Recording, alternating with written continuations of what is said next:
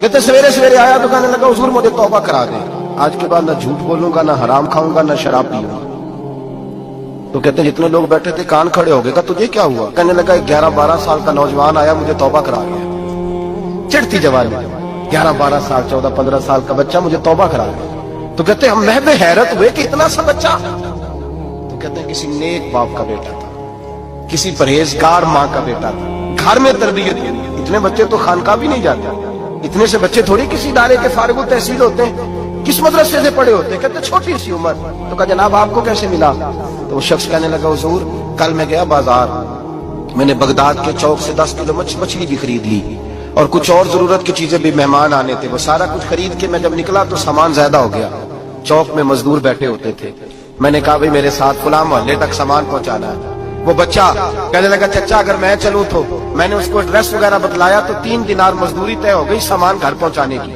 کہتے میرے ساتھ وہ نکلا اور جب رستہ طے کرنے لگا تو رستے میں گرمی بڑی سخت تھی، ظہر کا وقت تھا، ذرا ہم نے چند قدم اٹھائے، 2-4 گلیاں گزرے تھے کہ اذان ظہر کی آواز آنے لگی۔ تو کہتے ہیں بڑی منت کے انداز میں، بڑی گزارش کے انداز میں میری طرف دیکھا، عمر چھوٹی سی ہے، کہنے لگا چچا اگر اجازت مل جائے تو میں ظہر کی نماز پڑھ لوں۔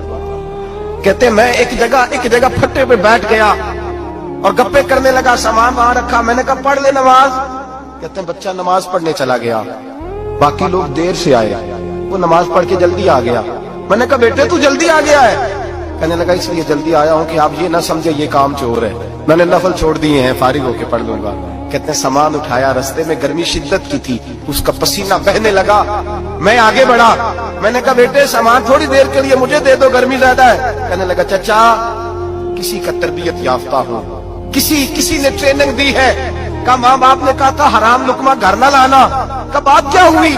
کہنے لگے میں آپ کو نہیں دے سکتا، اس لیے کہ 3 دینار مزدوری گھر پہنچانے کی طے کی ہے، اگر آپ اٹھائیں گے تو پھر میں پیسے پورے نہیں لوں گا۔ دامان توکل کی یہ خوبی ہے کہ اس پر پیبند لگے ہوتے پر دھبے نہیں ہوتے، میں پھر مزدوری پوری نہیں لوں گا، پیسے کم لوں گا۔ کہتے ہیں میں محو حیرت ہو گیا، اس جوان کی بات نے میرے سارے وجود تھر تھر کپا ڈالا کہ اس دور میں اس طرح کس قسم کے لوگ۔ کہتے ہیں گھر لے گیا اس کو، میں سامان رکھا، میں نے کہا تم یہاں ٹھہرو میں 3 دینار مزدوری لاتا ہوں۔ کہتے ہیں پیسے لینے گیا تو بیوی کو بتایا بڑا نیک ہے، بڑا پرہیزگار جوان ہے، کہنے لگی روٹی پکی ہوئی ہے، اسے کہو دوپہر کا کھانا کھا لے۔ کہتے میں باہر گیا، 3 دینار تھمائے، میں نے کہا بیٹے ایک بات مانو گے؟ تو کہتے ہیں 3 دینار دے کے کہنے لگا اب تو آپ مالک ہو گئے، میں نے نمک کھا لیا ہے، اب تو ہر بات مانوں گا، اصلہ نال جے نیکی کریے نسلہ تاک نہیں بھول دے، میں اب ہر بات مانوں گا۔ تو میں نے کہا دوپہر کا کھانا کھا لو۔ کہتے اس کی گردن جھک گئی اور بڑے دھیمے لہجے میں کہنے لگا میں نہیں کھا سکتا، میں نے روزہ رکھا ہوا ہے، روزہ رکھا ہوا ہے، نفلی روزہ رکھا ہوا ہے۔ کہتے میں اور پریشان ہوا، میں نے فوری طور پہ سوال کیا کہ اب تو کدھر جائے گا؟ تو کہنے لگا اب میں کہیں نہیں جاؤں گا، میرے 1 دن کا خرچہ میرے ماں باپ نے جو ڈیوٹی لگائی ہے وہ 3 دینار ہے، پورا ہو گیا ہے، اب میں باقی جو وقت بچے گا یا قرآن پاک کی تلاوت کروں گا یا محمد عربی پہ درود و سلام کروں گا، میں اب کوئی اور کام نہیں کروں گا۔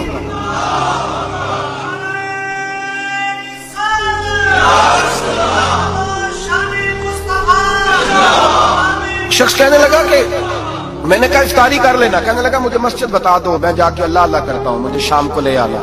افطاری ہمارے ساتھ اس کی طے ہو گئی، مسجد چلا گیا، مغرب بعد لینے گیا تو کہنے لگا عشاء کے بعد آنا، اب تو میں نے پانی سے افطار کر لیا، کھانا کھانے جاؤں گا تو جماعت رہ جائے گی۔ کہتے ہیں عشاء کے بعد میں لایا، اس کو کھانا کھلایا، رات گہری ہو گئی تو میں نے کہا تو سو نہیں جاتا؟ میں نے لگا کوئی حرج نہیں، کبھی دور مزدوری کرنے نکل جاؤں تو رہ بھی جاتا ہوں، گھر والوں کو پتا ہے۔ کہتے میں نے مسافر خانہ کھولا، یوں سمجھیے ڈرائنگ روم بیٹھک میں نے کھولی، اس کو سلا دیا، میں اور میری بیوی اپنی معذور بیٹی کو روٹی دینے گئے اور ہم نے جا کے اس کو کھانا کھلایا جو ٹانگوں سے معذور تھی، اور ساتھ کہا کہ بیٹی آج بڑا پرہیزگار جوان ہمارا مہمان ہے، آج چڑھتی جوانی اور تقوی کی جوانی اور تقوی کی روشنی اس کے چہرے سے چمکتی ہے، کیا بات ہے، بڑے ہی اچھے گھرانے کا تربیت یافتہ ہے۔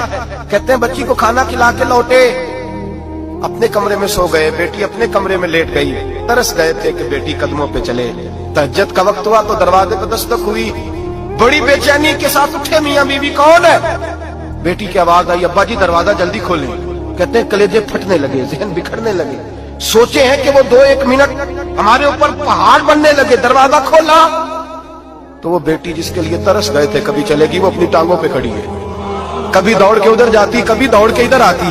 बेटियां परेशानी का फोन करते तो फिर भी आंसू निकल आते हैं, और बेटी घर में खुशी आ जाए तो फिर भी माँ बाप रो के ही शुक्र अदा करते हैं। इनके लिए रोते ही रहते हैं, कहते मैं तड़प गया।